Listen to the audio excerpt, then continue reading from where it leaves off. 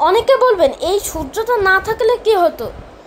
আপনাদের শুরু থেকে বলি, এই সূর্যটা না থাকলে কি হতো।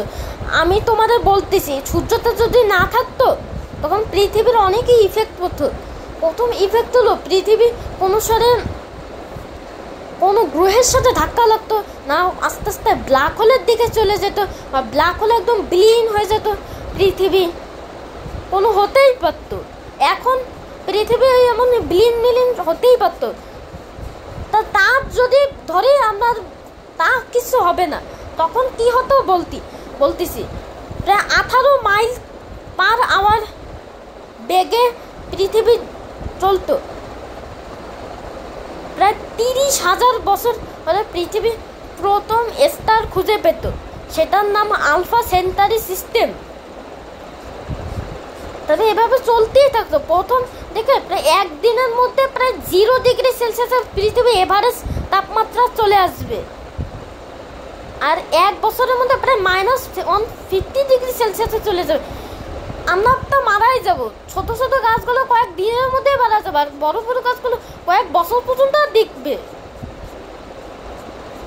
বড় বড় গাছগুলো এভাবে প্রায় 1 বছরে প্রায় -150 ডিগ্রিতে চলে আসতো। এভাবে প্রায় সব পানিগুলো আস্তে আস্তে, প্রায় সব সমুদ্রগুলো আস্তে আস্তে বরফে জমা থাকতো। তা এখনো কিছু কিছু পানি থাকতো, জিরোগ্রাফি একটা কি পানি থাকতো, সেই পানিতে থাকতো।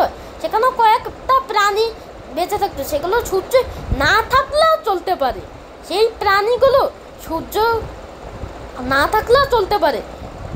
এখন তো প্রায় এভারেজ তাপমাত্রা 15 ডিগ্রি সেলসিয়াস,